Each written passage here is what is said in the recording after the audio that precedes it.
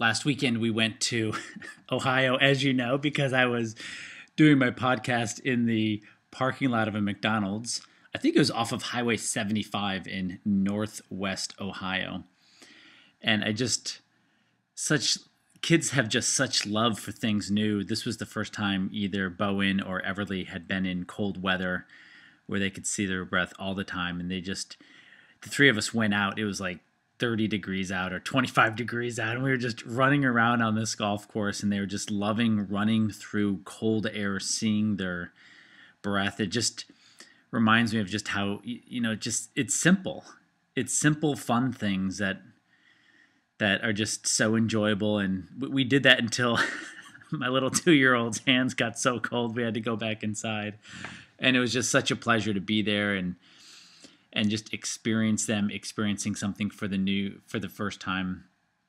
Though we did also experience them coming home on a 5.5-hour flight, which that was not fun.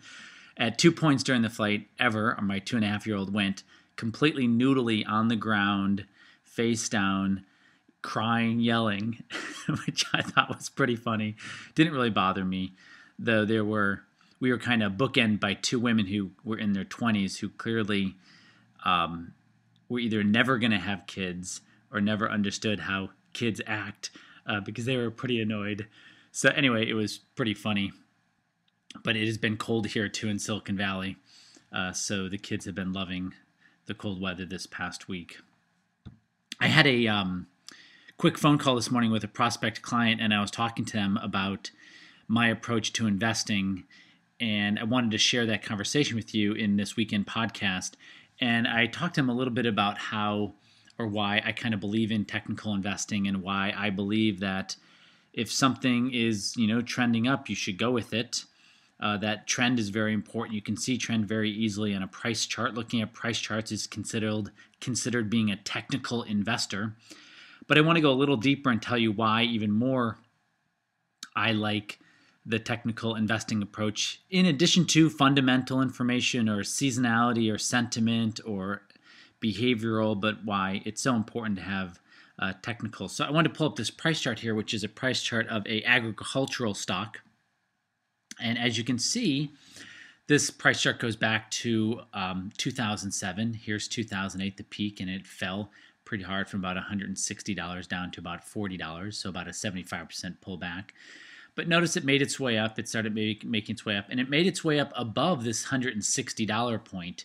As you can see, it broke above it, couldn't handle it, came back down, tried to break up above it again, couldn't, broke above it again, fell back below it, and then broke above it, and was kind of consolidating on top of it.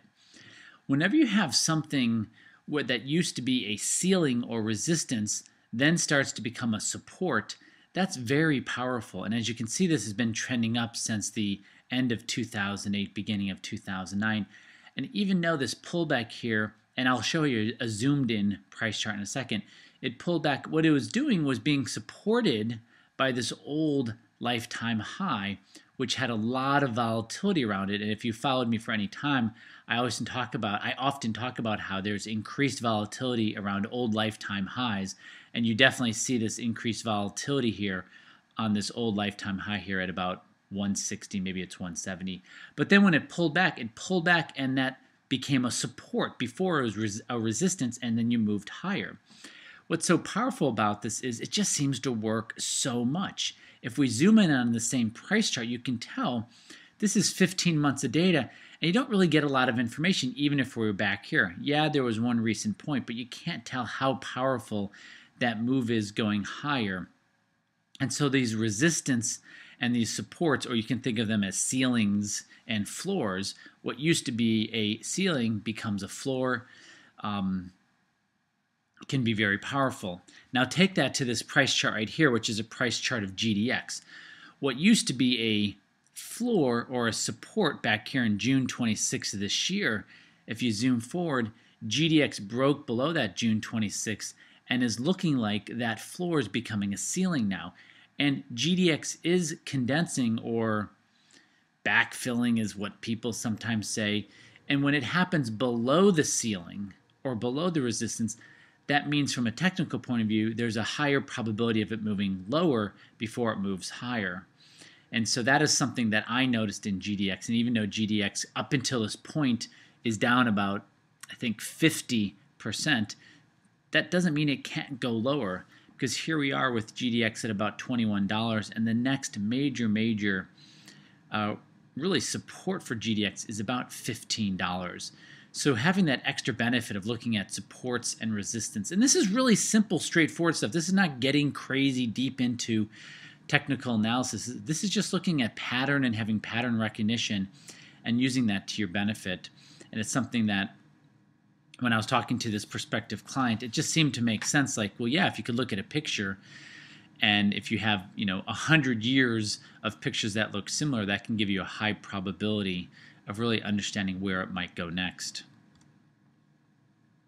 The other thing that came up in the conversation with this prospective client, they asked me about financial planning and financial advising, and they're saying, working with you is just not going to be like investment strategies. And I said, really, what working with me is knowing what happens to every dollar that comes into your life.